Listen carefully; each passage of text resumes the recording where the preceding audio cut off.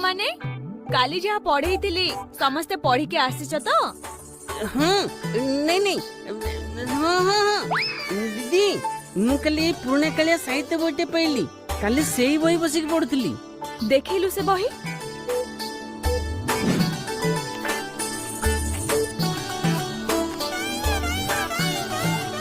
ए बही तो आमे पिला बेले पढ़ुथिलु, तू ए बही कोठु पाइलु? मैडम से कोठु चोरी करके आनिथिबो बा, नहले एते पुराना बही कोठु मिलिबो? नहीं मैडम आम घरे बही स्टैंडर्ड थिला। हौ छाड़ पिला माने ए बही रे गोटे भलो विषय अछि काली जाई रे संध्या। आज आमे सेई विषय रे पढ़िबा। कोन कहूछ पिला माने? हां मैडम। आज्ञा मैडम। हाँ मैडम मु कल यही विषय पढ़ुली हेले किछि बुझी पारलेनी। हाउ मु कहि दउची सुनो एबे समस्ते। एहारे लेखक होचंती पंडित गोदाबरीश मिश्र एवं पद्यर नाम होची काली जाई रे संध्या। मु एबे पढ़े की सुनौची समस्ते सुनो।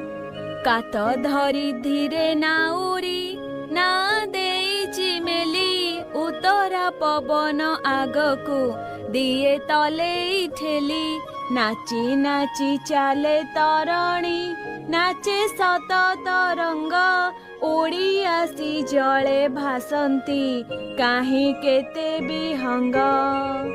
कौन पिला माने किछि बुझी परिलो? आज्ञा मैडम। मैडम नाउरियाटी जेते बेले डंगा नेकी नई भीतर को जाए सेही समय रे उत्तरा पवन हुए आउ कात मारिबा को पड़े नाही। आउ नई रे जेते बेले ढेउ हुए चढ़ई माने ढेउ रे माड़ होई पानी रे भासंती। हाँ आ समस्ते कोन पई हसुछ बा? अरे नेउलो तू भलो बुझेइलु तो सेथि पई समस्ते हसुचंती। प्रशंसा करूछ ना मजा उड़ौछ बा? किछि बुझी हेलानी तो। पिला माने एई पद्यटी काली जाई रे संध्या गंजाम जिल्ला रे थिबा एई प्रत्यक्ष मंदिर उपरे वर्णना करा जायछि।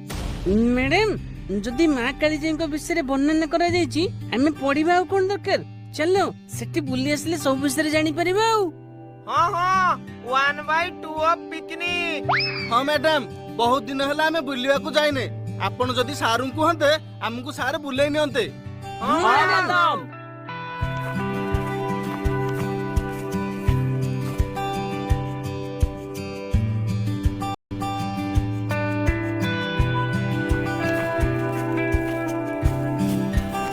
सुनो पिला माने सारे बे राजी हेई गले आमे आग सप्ताह रे काली जाई बुलिबा को जिबा। Yes yes ready ready ready ready.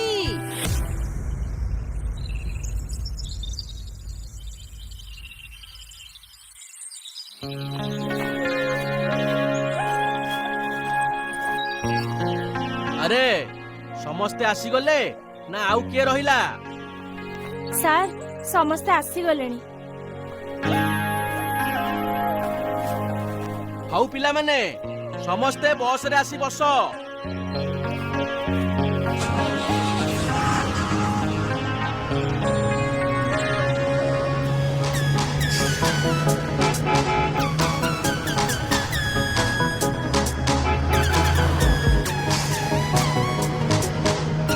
आज ये नेउଳ मुंडरे गोटे किलबिस आइडिया टे आसी। अरे नेउलो की आइडिया कि रे? मु भाबुची आज मां को दर्शन करिकी फेरिला बेले बोटरू डेई पड़ीबी बोली कहबी आउ टेरी को प्रपोज करिदेबी आउ से तो राजी हेई जिवो। मो आइडिया टा केमिति लागिला? हां ए बो तो इच्छा तू जहा करिया कथा करे हमहु किछि कहना।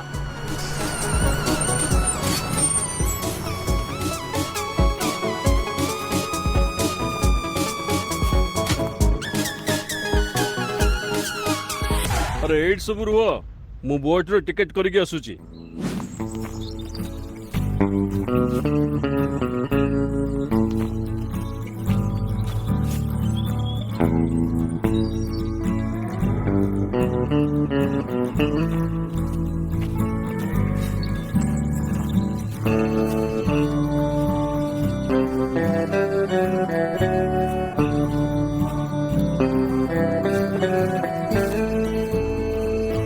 भाई आपण माने जिबे की ताले आपण टिकेट देखांतु। ए देखंतु हौ एबे जाई सीट रे बसंतु।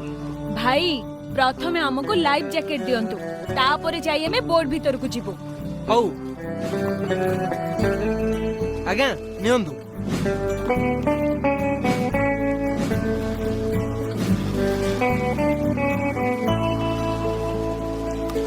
ହଇରେ ଡାଙ୍ଗ, ତୋର ତ ଲାଇଫ ଜ୍ୟାକେଟ ପୁରା ଗୋଡଠୁ ମୁଣ୍ଡ ଯାଏ, ଆଉ ତୋର ବୋଟରେ ବସିବା କଣ ଦରକାର? ତୁ ତ ପାଣିରେ ଭାସି ଭାସି ପଳେଇବୁ ଆଉ।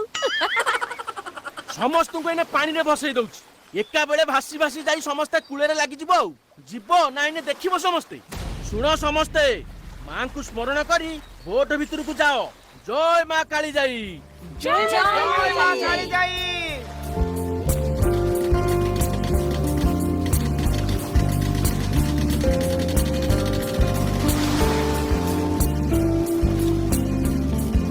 ବଢିଆ ମଜା ଲାଗୁଛି ନାଇଁ ଲୋ ପିଙ୍କି?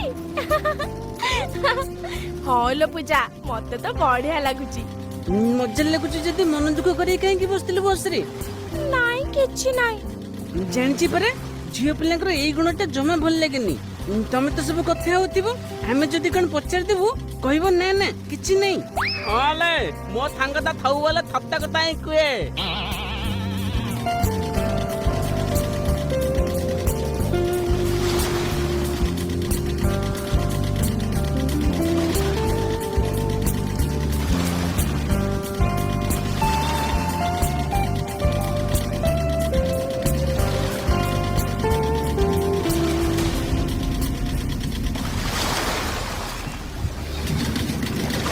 अरे भाई ए बोटटा कौन बारंबार बंद हो जाउची आ झांकुची कोन? ନାଇଁ ମୋ ସାରେ, ଆଗରୁ କାଇଁ ମୋ ବୋଟ ଏମିତି ହଉନଥିଲା, ଆଜି କାଇଁ ଏମିତି ହଉଛି କେଜାଣି? ମାଙ୍କ ମନ୍ଦିର ତ ଦେଖାଗଲାଣି। ହଉ ହଉ ଆପଣ ମାନେ ବସନ୍ତୁ, ଆଉ ଅଳ୍ପ ବାଟ ରହିଲା।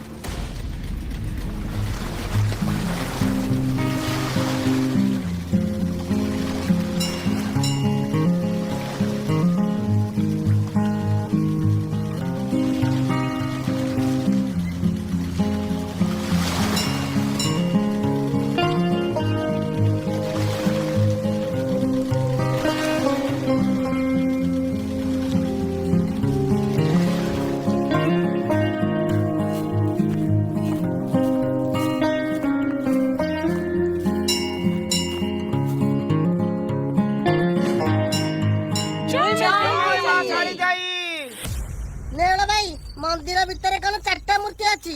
ଆଉ କିଏ କାଳି ଯାଇ କହିଲୁ? ଆରେ ହେ, ଆରେ ମୁଁ ତ ନିଜେ ଜାଣିପାରିଲିନି, ଆଉ ତତେ କଣ କହିବି ଯେ? ପିଲାମାନେ, ମା ଏଠି 4ଟା ରୂପରେ ପୂଜା ପାଆନ୍ତି। କାଳିଜାଇ, ଗଙ୍ଗା ଦେବୀ, ଆଜ୍ଞା ଦେବୀ, ଦୁର୍ଗା ଦେବୀ। ବୁଝିପାରିଲ? ନନା, ଏତେ ପାଣି ମଝିରେ ଏଇ ମନ୍ଦିର କେମିତି ନିର୍ମାଣ ହେଲା? ହଉ ପିଲେ, କହୁଛି ଶୁଣ।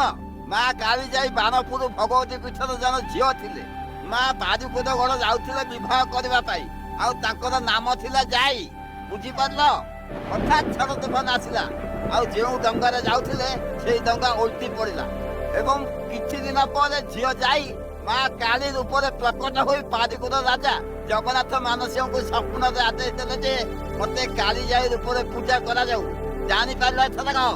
ହଁ ନା, ଜାଣିପାରିଲୁ। ଜାଣିପାରିଲି। ଆରେ ସନ୍ଧ୍ୟା ହେଇ ଆସିଲାଣି, ଚାଲ ଆମେ ସମସ୍ତେ ଘରକୁ ପଳେଇବା, ନହେଲେ ଡେରି ହେଇଯିବ। ଦିଦି, ଏତେ ଜଲ୍ଦି ଘରକୁ ପଳେଇବା? ଫ୍ଲୋଟିଂ ଜେଟରେ ଟିକେ ମଜା ନେଇକି ଯିବା ନା।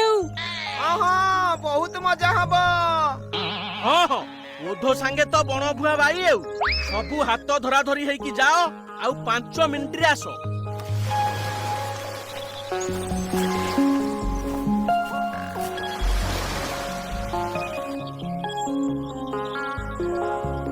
ଦେଖ ରେ ଦେଖ, ମୁଁ କେମିତି ଏକୁଟିଆ ଠିଆ ହେଇଛି। ମୋ ହାତ କେହି ଧରନି। ବଢିଆ ମଜା ଲାଗୁଛି ରେ।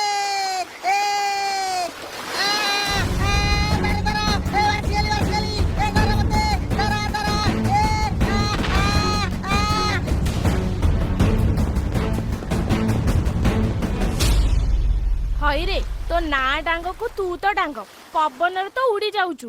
ତୁ ପୁଣି ବାହାଦୁରୀ ମାରୁଥିଲୁ ନୁହେଁ? ହଉ, ବୁଲାବୁଲି ବହୁତ ହେଇଗଲା, ଏଥର ଚାଲ।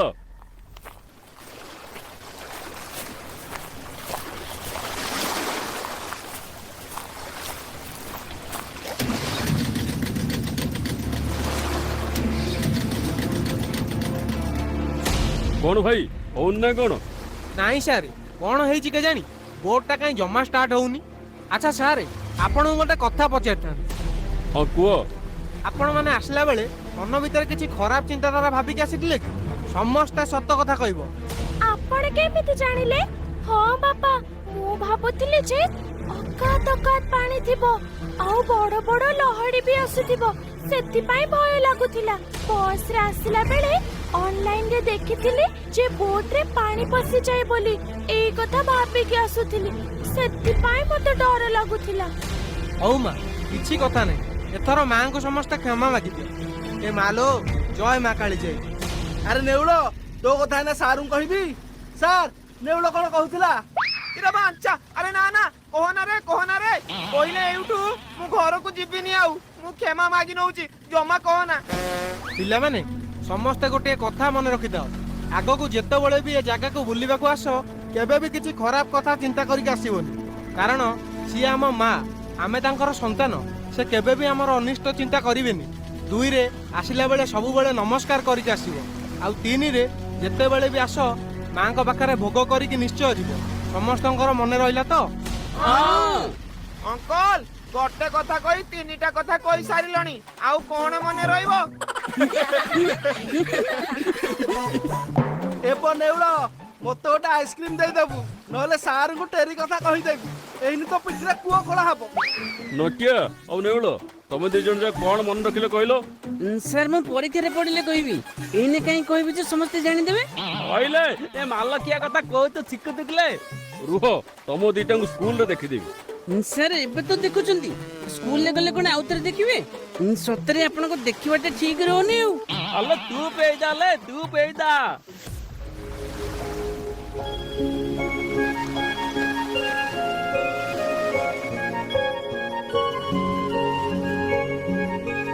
ଦେଖିଲୁ ପିଙ୍କି, ଏ ଚଢେଇ ମାନେ ପର୍ବତ ପାଖରେ ଉଡିକି ଯାଉଛନ୍ତି। ଭାରି ବଢିଆ ଦେଖାଯାଉଛି ନା? ହଁ ଲୋ ପୂଜା, ବଢିଆ ଦେଖାଯାଉଛି।